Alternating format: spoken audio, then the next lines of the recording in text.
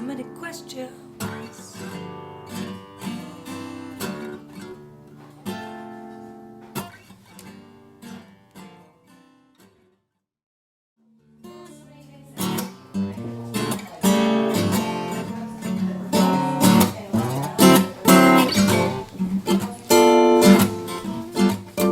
My name is Dee Hoffman. Everybody calls me Dee. I grew up in a small town in Cincinnati called Green Hills. And my first real memory of meeting her was I went over to see the new kid, and we were in her backyard, and I needed to go home to eat dinner, and she would not let me go. If I think about Dee back in middle school and high school, Dee was real tall.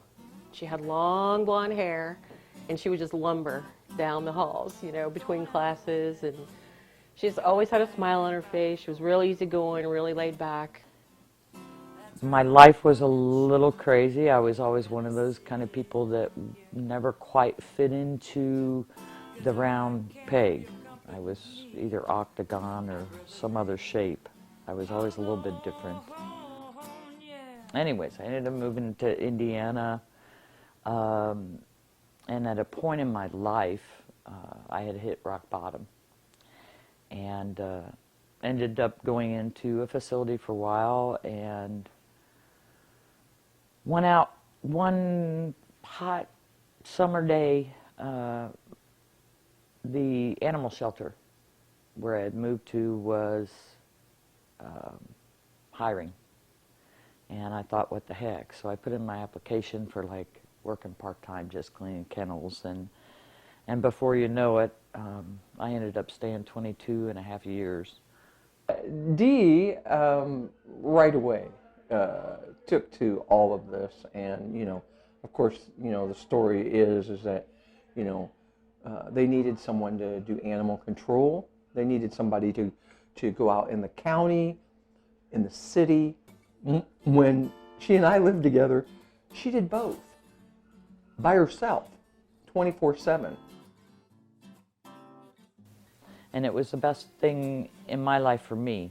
I had a hard time expressing myself sometimes, and felt at times that people didn't understand me, but I could sit in a pen with an animal or spend time with wildlife, you know, transporting an animal that's injured.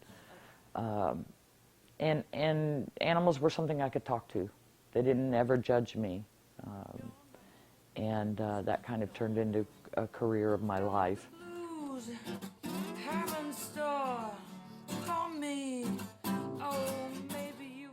Cancer, probably the whole idea of it, I mean, when I was a kid, was just something that somebody else, older person, got.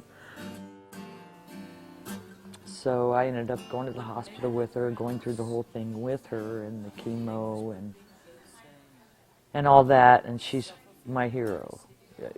I mean, she's going to be 83 in September, and she's still hanging in there and doing good.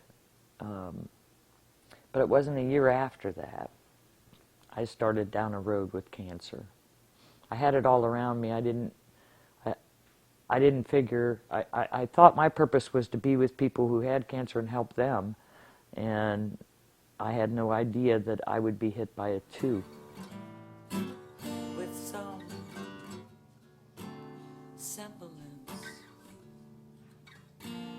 of pride.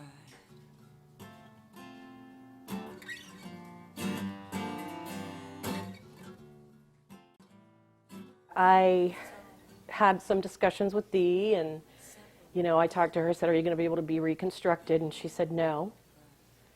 And I got to thinking, you know, afterwards, whoever that surgeon was really did her a favor.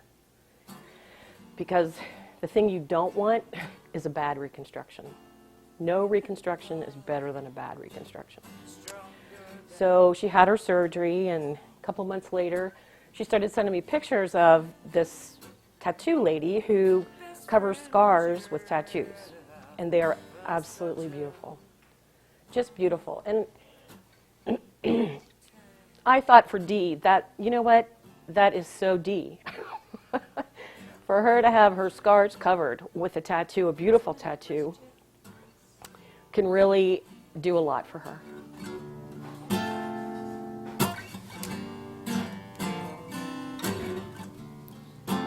Yes, I will survive. I didn't want to without you. And things will be fine someday. It's just a really solid song.